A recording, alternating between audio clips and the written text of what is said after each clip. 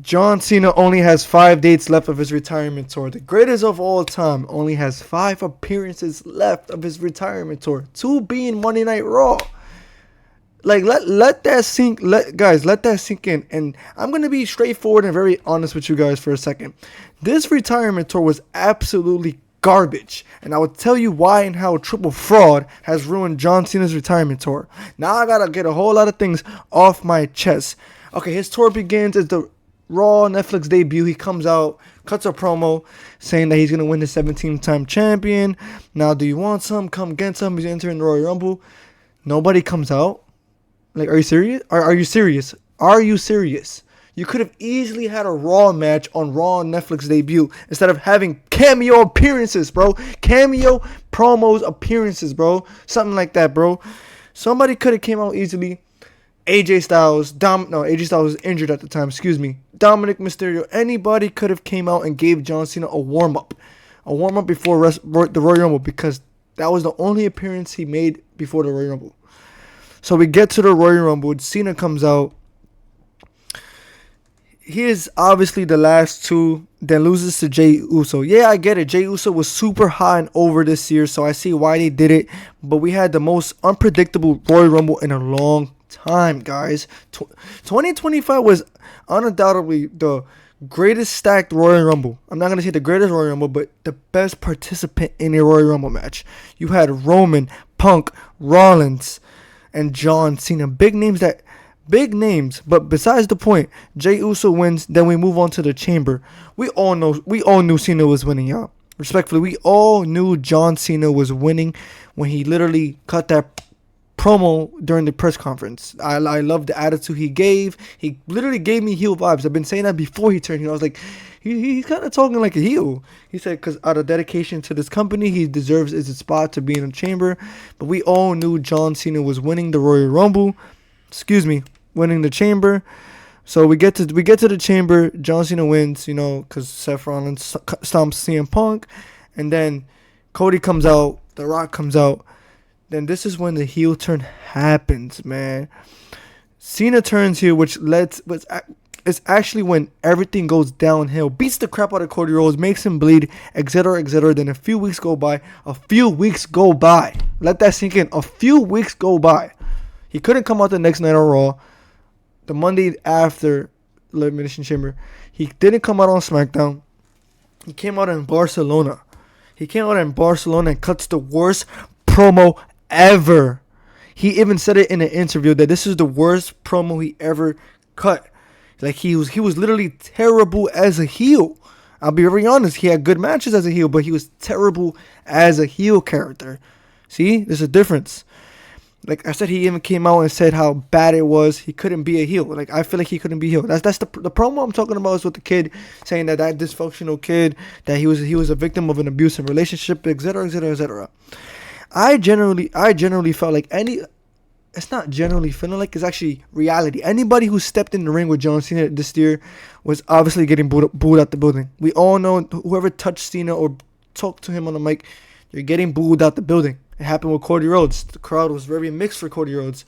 They didn't know where to boo him or cheer him. And that's when Cena exposed them. People could see right through you. And you're literally fighting for them when they were booing him the whole time. Which I actually love when Cena sort of, he didn't bury Cody Rhodes, but he said he was going to bury him and started talking a lot of shit. And Cody Rhodes backed up, held his own ground. I'll be honest, he definitely held his own ground against Cena, because I'm not a Cody hater. And I'm not a Cody crybaby. So like I said, he cut the worst promo ever. Literally, that's literally why him turning heel was the worst idea ever. You could have had Cody turn heel and become Rock's champion. Had corporate Cody versus babyface Superman John Cena, bro. Like, oh my god, they fumbled this so hard. I'm telling you, they fumbled this so hard, because Cody could have, like, same thing that happened to Cena turning face 6 months later. A few months later, Cody could have turned face like a few months later. Then we get to WrestleMania, and honestly, this had to be the worst. Jesus Christ, this had to be the worst main event I've ever seen in my life. Like, literally, there were mid-card PLEs better than this freaking main event with Travis Scott coming out, and oh my god, bro. But this honestly was the greatest moment of his retirement tour, and that's him becoming the 17-time World Heavyweight Champion, the never seen 17. Then the next night on Raw, he gets RKO'd by Randy Orton, which was great. We all got excited. The internet was going crazy because this was nostalgia at its finest. Their build-up was good, but now it's starting to feel like they just move on from recent matches like it's nothing. After Cena and Orton had their match at Backtrash, Randy and Cena never interacted ever again. Which again points out of me saying they just move on from every previous feud, which I get it because it's Cena's last year. Then we get Truth versus Cena at Saturday Night main event, which leads up to Cody, which then Cody returns that same night, helping Jey Uso from John and Logan Paul, jumping him. Then it sets up a tag team match at Money in the Trash. Cody Rhodes was champion for a year and had to participate in King of the Ring to get his rematch, bro. When Jey Uso got his rematch on a Monday Night Raw against Gunther. Like, are you serious? Which then the tag match happens, which was good, by the way, which we could have easily had CM Punk versus John Cena at Money in the Bank. Just to have Truth return and have Cody pin Cena, and then Punk comes out the next night on Raw after forgetting John Cena just had a tag match that sets up Cena versus Punk at Night of Champions. Like, what are you doing? Then sets up a whole King of the Ring tournament and have Cody obviously win it. Like, oh my god, bro. It sets up their match for Night of Champions, which this feud was awesome. This feud was 10 out of 10. And I'm not really a Punk guy. Like, I'm not really a Punk fan. This whole, like, their whole feud was amazing. Cena's pipe bomb was amazing, which it honestly felt scripted, but it was still amazing. Him exposing Punk for the fraud he is, because honestly, CM Punk is a fraud, but I love Punk. I'm not really, like, his fan, but yeah. CM Punk versus John Cena Night of Champions was honestly amazing, like I just said. It had its great moments. Punk coming out on Saudi SmackDown as Punkonomics was awesome. Seth interfering was not really great, but yeah, 10 out of 10. Which then the next stop, Cody versus Cena Part 2, SummerSlam 2025. Guys, this feud like made WrestleMania forgettable. Even the SmackDown appearances, this whole freaking SummerSlam feud made WrestleMania forgettable. Like, just like that. Forgettable. 10 out of 10. The match was a 10 out of 10.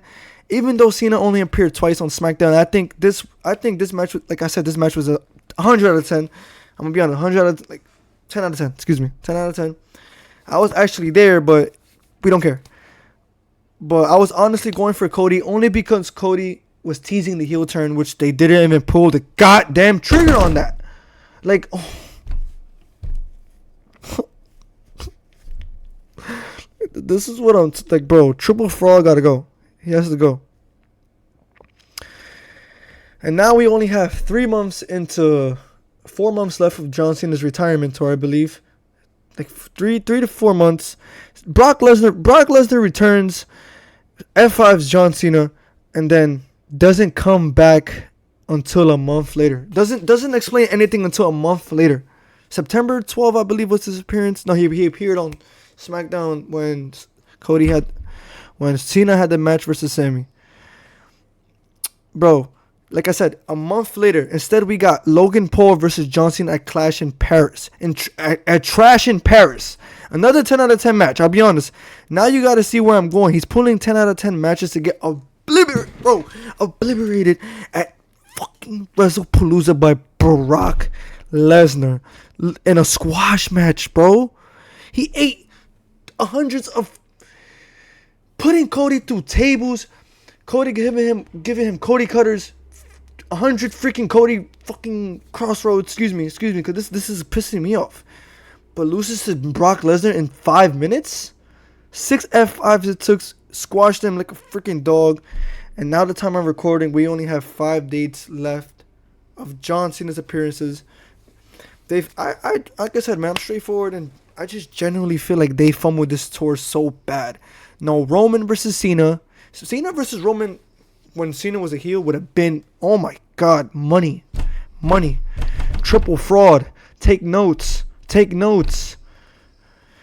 No Cena versus Roman. No Cena versus Dominic, at least. I never wanted Cena to win the IC belt. I genuinely don't give a fuck about the IC belt. But him versus Dominic would have been great. Him versus AJ Styles. Oh my God, how did you fumble this? Triple H, how did you fumble this? How? You have John Cena hit the Styles Clash at Trash in Paris. They didn't even have AJ on the card. Like, how, bro? Like, oh my God.